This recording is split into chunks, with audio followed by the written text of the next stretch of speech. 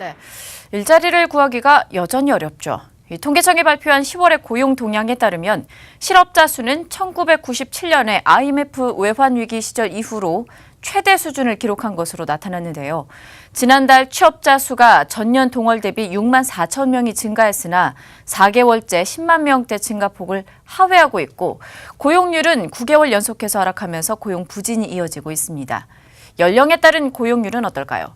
일단 65세 이상만 0.7%의 소폭 증가세를 보인 것으로 나타났습니다. 더불어서 산업별 취업자 현황으로는 보건업과 정보통신업 그리고 건설업이 각각 8%, 10.4% 그리고 3%의 증가 수준을 나타냈습니다. 하지만 반면에 도매나 소매업, 숙박업, 임대서비스업 등은 2.6%, 4.2%, 6.5%가 하락한 것으로 나타났습니다. 자, 이렇게 고용 동향의 난행을 좀 타개해보고자 저희 아시아경제TV에서 대기업과 협력기업들의 동반 성장을 위해 권기홍 동반성장위원장을 모시고 기업들의 현 상황과 앞으로의 계획을 알아보는 시간을 가졌습니다. 지금부터 그 자세한 내용들 저희가 좀 살펴보도록 하겠습니다. 자, 말씀드렸던 것처럼 요즘처럼 이렇게 경기가 불안할수록 대기업과 중소기업 간의 격차는 더욱더 벌어질 수밖에 없습니다. 권기홍 동반성장위원회 위원장이 아시아경제TV 김덕주의 파워 인터뷰에 출연해서 동반성장을 위한 구상들을 밝혔습니다. 산업부의 박혜미 기자와 자세하게 살펴보도록 하겠습니다. 네, 박 기자. 우선 동반성장에 대한 인식, 아직은 조금 공감대가 부족하다라는 생각이 들고 있는데 어떻습니까? 네, 이 권기홍 동반성장위원회 위원장에게 이 1시간가량 동반성장에 관한 이야기를 나눴습니다. 네. 이야기를 나눌수록 동반성장의 길이 좀 쉽지 않다는 걸 느낄 수 있었는데요. 저희가 앞서 시민들을 만나서 동반성장에 대한 인식을 조사해 봤습니다. 그런데 이 동반성장위원회가 출범한 지 8년이 지났지만 시민들은 아직 동반성장이나 이 위원회의 역할에 대해서 잘 알지 못했습니다. 우선 박경연 기자가 취재한 시민들의 반응 보시죠. 네, 저는 광화문 광장에 나와 있습니다. 정부가 추진 중인 동반성장 정책에 대해 시민들은 어떻게 생각하는지 직접 들어봤습니다. 선생님 안녕하세요. 아시아경제TV에서 나왔는데요. 혹시 정부가 추진하는 동반성장 정책에 대해서 아세요? 잘 몰라요. 동반성장 정책위원회는 혹시 들어보셨어요? 그런가? 동반성장 정책에 대해 들어보셨어요? 좀 알려주시. 이 얘기는 들어봤지만 뭐 확실한 내용은 잘 모르지 뭐 서민들은 잘 몰라요. 취지는 좋은데요. 지금 뭐 현재 상태에서 뭐 동반 성장하는 부분들이 그렇게 뭐 썩 되지 않고 있기 때문에 제가 뭐 개인적으로 봤을 때는 뭐 취지는 좋은 것 같습니다. 아무래도 뭐 중소기업들이 아마 우선이 돼야 되지 않을까 생각합니다. 대기업들이 뭐 크게 뭐 부재를 둔다는 것보다 현 상태에서 그 대기업들 위주가 아닌 중소기업들 어떤 부분들이 더 살아나야지 동반 성장이 되지 않을까 저는 그렇게 생각합니다. 당연히 그렇게 가야죠. 지금 중소기업과 대기업과 너무 차이가 많잖아요. 저희가 취업 준비생 자녀를 둘 가진 엄마거든요. 취업 활동을 굉장히 1년 동안 했는데 겨우 중소기업에 들어갔는데 본인이 원하는 일이 아니었대요. 그래서 그만두고 나와서 면접은 정말 많이 봤어요. 정말 많이 봤는데 대기업도 아니고 중소기업이라고 하는데도 안 뽑아주는 거예요. 면접할 때 연봉 제시가 된대요. 이 연봉이 본인이 원하는 거랑 갭이 너무 큰 거예요. 중소기업도 본인이 원하는 게 2,800인데 2,200 주겠다고 합니다. 그 2,200 주겠다고 하는데 걔가 가서 일하겠냐고 또 해외 쪽으로 눈을 돌릴 수밖에 없는 거죠. 힘들지만 대기업이나 정부 측에서 어떤 노력을 좀 기울여야 된다고 생각하십니까?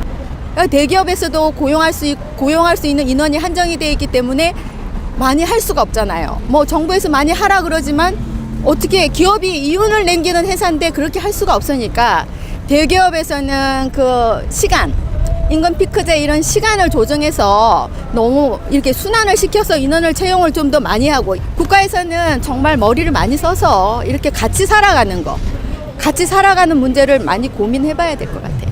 많이 노력해 주세요.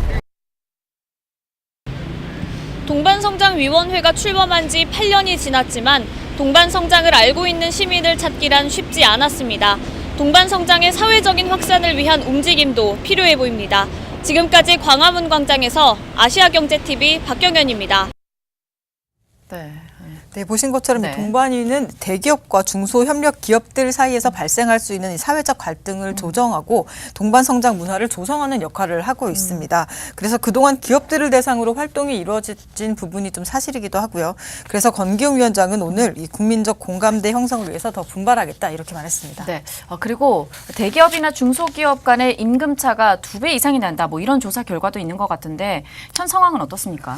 네, 해외 네. 선진국의 경우에도 임금 네. 격차는 분명히 있습니다. 네. 하지만 우리나라의 경우 격차가 더 커지고 있고 가속화되고 있는 상황입니다. 정세미 기자가 해외 주요국과의 임금 격차를 비교해봤습니다. OECD 주요 국가 중 연봉을 기준으로 기업 규모별 임금 격차를 비교했습니다.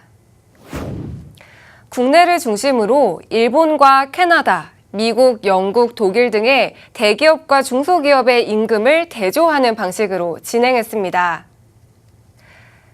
기업 규모별 임금 격차가 가장 작은 나라는 어딜까요? 정답은 일본입니다. 대기업의 1인당 평균 급여액은 약 4,800만 원인데요. 이에 반해 500인 미만 기업은 3,790만 원입니다. 중소기업 임금이 대기업의 79%로 비교 국가 중 기업 규모에 따른 임금 격차가 가장 작았습니다. 다음은 캐나다입니다. 연봉 방식인 대상국들과 달리 캐나다는 주로 주급의 형태를 취하는데요. 대기업의 주급은 91만 원인데 반해 중소기업은 71만 원, 즉 78.2% 수준입니다. 일본 다음으로 임금 격차가 작았습니다. 영국과 미국은 대기업 대비 중소기업의 평균 임금이 76% 수준으로 집계됐습니다.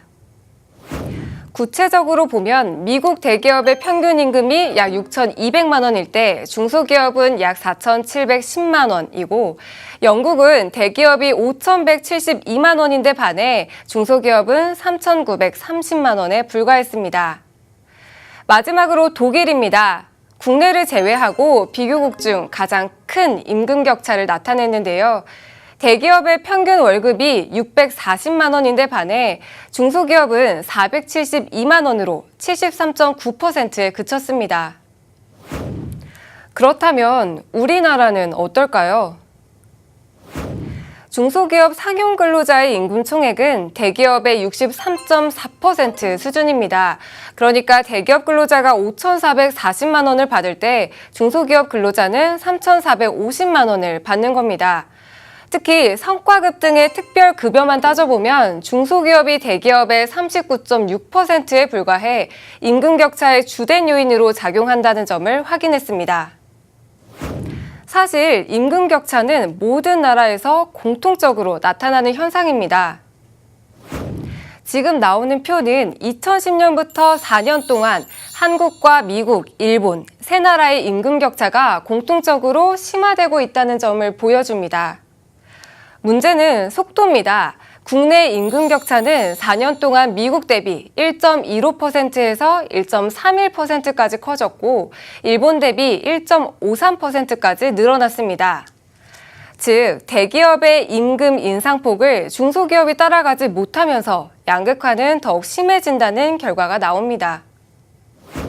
지금까지 국내와 해외의 기업 규모별 임금 격차의 현황과 이유를 비교해봤습니다. 네, 보신 것처럼 이 우리나라 중소기업의 임금은 대기업의 64% 수준입니다. 하지만 권 위원장은 54% 수준에 그친다는 조사도 있었다면서 현실은 훨씬 더 심각한 상황이라고 전했습니다. 다만 외국의 경우에는 대부분 500인 규모의 사업장을 기준으로 하고 있기 때문에 우리나라도 기준을 올리면 중소기업의 평균 임금이 오르지 않을까 이런 생각도 들 수 있는데요. 그만큼 대기업의 평균 임금도 같이 올라가기 때문에 네. 통계상 큰 영향을 미치지는 않을 것이라는 게 권 위원장의 분석이었습니다. 임금만 이렇게 올려준다고 해결이 되는 게 아니라 사실 근본적인 문제를 좀 해결해야 된다라는 의견이 대다수인 것 같은데 어떻습니까? 네, 맞습니다. 이 네. 경기 불황으로 우리나라 네. 산업의 근간인 제조업이 휘청하면서 이 중소기업이 살아남기 힘든 상황이 됐습니다. 이번에는 도혜민 기자가 정리해봤습니다. 경기가 안 좋다는 말이 익숙하게 느껴질 정도로 요즘 국내 경제는 여기저기서 빨간불이 켜지고 있습니다. 그중에서도 중소기업의 상황은 더욱 심각하다고 하는데요. 최근 통계청이 발표한 생산지수를 보시겠습니다. 먼저 생산지수란 기업들의 생산 현황을 나타내는 수치인데 한마디로 기업들이 생산할 수 있는 여력을 보여준다고 할 수 있습니다. 중소기업은 올해 1월부터 9월까지 제조업 생산이 감소세를 이어가면서 생산지수가 1년 전보다 4.3% 줄었습니다. 글로벌 금융위기 당시인 지난 2009년 마이너스 8.8% 이후 가장 많이 떨어졌습니다. 이에 반해 대기업은 지난해보다 0.4% 하락한 데 그치고 있습니다. 같은 불경기라고 하더라도 중소기업의 피해가 큰 겁니다. 통계청 관계자는 대기업의 경우 반도체와 같은 산업이 떠받쳐주고 있기 때문에 상황이 그나마 낫다고 분석했습니다. 대기업에만 해당되는 산업들이 있거든요.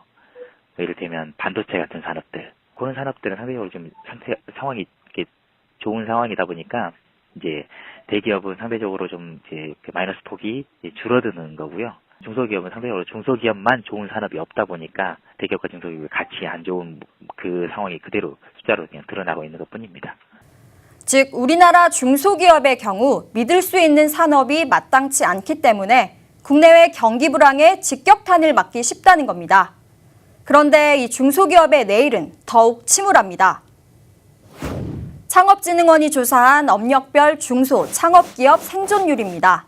업력에 따라 중소기업이 얼마나 살아남는지를 보여주는데요.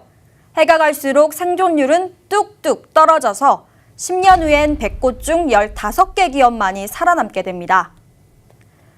지난 1일 문재인 대통령은 국회 시정연설을 통해 경쟁력 있는 중소 벤처기업을 육성하겠다고 말했습니다. 경쟁력도 물론 중요하지만 경쟁력을 따지기도 전에 사라져버리는 중소기업들의 현실도 들여다봐야겠습니다. 네, 결국 이 임금이나 기업 환경의 차이가 좋은 인력을 확보하기 어렵게 되고 생산성이나 경쟁력 악화로 이어지는 악순환이 반복되는 상황입니다. 그러니까 이제 선순환을 통해서 동반 성장이 필요한 건데 사실 대기업 같은 경우에는 그나마 좀 혜택을 받을 수 있는 것 같은데 그렇지 않은 기업들이 대다수잖아요. 어떻습니까? 네, 맞습니다. 네. 이 말씀하신 대로 3차, 4차 협력사뿐만 네. 아니라 이 협력사가 되는 것조차 하늘의 별 따기인 게 중소기업의 현실입니다. 그렇죠. 정세미 기자가 이들의 입장을 들어봤습니다. 동반위의 지원 대상에서 제외된 비협력 기업들은 동반위의 활동 범위를 넓혀야 한다고 입을 모읍니다. 우선 지원 조건인 협력 기업 되기가 하늘의 별 따기라는 지적입니다. 자동차쪽 같은 경우는 기본적으로 무슨 매출이 어느 정도 이상이고 그다음에 리콜을 어느 정도 부담할 수 있어야 되고 이런 조건들이 있어요. 예, 그래서 그게 규모가 좀 커야지 가능하지 예를 들어서 100억 정도도 사실 쉽지는 않죠. 일반적으로. 내부의 인력 구조 자체에서 대기업과 협의 채널이 가능한 경험이나 인프라를 갖고 있는 회사들이 많아요. 예를 들면 임원진이나 사장의 아는 사람이라든가 그렇게 풀리는 경우가 대다수인 거죠. 때문에 협력 기업에만 집중되는 건 아닌지 돌아봐야 한다고 목소리를 높였습니다. 대부분 또 이 협력사들이 대기업하고 이렇게 친분 관계들이 있어요. 예, 친척 관계나 친구 관계가 있으니까 동반 협력이라는 그 주제가 그것만 봤을 때는 그쪽 생태계만 그냥 있는 거죠. 열악한 국내 생태계로 인해 해외 진출로 방향을 돌린 기업도 있습니다. 미국이나 일본이나 좀 글로벌 무대로 나가면은 그게 조금 다르긴 하다고 하더라고요. 국내 환경이랑. 그래서 저희도 그걸 느끼고 있고 그래서 저희는 좀 저희 경험 때문에 몰라도 포커스를 조금 더 그 해외에 맞추고 있어요. 이에 대해 정부는 대기업과 관련이 없는 중소기업을 대상으로 지원을 확대한다는 계획입니다. 현재 동반위의 사무국인 대중소기업 농업협력재단은 대한상의와 함께 산업혁신운동을 추진하며 2천만 원 이내로 비협력 중소기업 대상 생산성 향상을 위한 컨설팅을 진행 중입니다. 아시아경제TV 정세미입니다. 네, 권 위원장은 이 대기업의 기업 경쟁력을 높여야 협력사들에게 수혜가 돌아갈 수밖에 없는 구조인 만큼 대기업과 1차 협력사들에 대한 지원은 지금처럼 계속 이어가겠다고 말했습니다. 다만 이 협력사들이 아닌 독립된 중소기업을 위한 대책 마련에도 공감한다면서 이 준비를 하겠다 이렇게 밝혔습니다. 그러면 동반위의 역할이 조금 더 확대된다 이렇게 해석을 해봐도 좋을까요? 네, 권 위원장은 임금격차 해소 운동뿐만 아니라 네. 이건 계속 이어가되 여기에 혁신을 담아서 혁신 주도형 동반 성장 운동 또는 혁신적 기업 생태계 구축 운동을 이어가겠다는 계획을 밝혔습니다. 아직 명칭은 확정되지 않았지만 문재인 정부의 혁신 성장을 담아 지속 가능한 새로운 형태의 동반 성장 운동을 이어가겠다는 구상입니다. 대기업과 협력기업, 중소기업이 각자의 개성을 살리면서 협업을 하는 이 건강한 기업 생태계를 구축하도록 하겠다는 겁니다. 4차 산업혁명 시대를 맞이해서 바뀐 세계 시장에서의 경쟁 구조에 적응한다라는 의미를 가집니다. 이제 개별 대기업들이 아무리 덩치가 커도 세계 시장에서 단독으로 혁신을 추구해 나가지는 못하게 돼 있으니까요. 이 생태계가 형성돼야 되고 그 생태계의 형성에 우리가 일조할 수 있는 방법이 없을까? 네, 권 위원장의 말처럼 정말 중소기업이 조금 더 매력적인 기업이 될 수 있도록 동반위의 역할에 대해서 저희가 좀 기대를 해보도록 하겠습니다. 지금까지 박혜미 기자와 함께했습니다.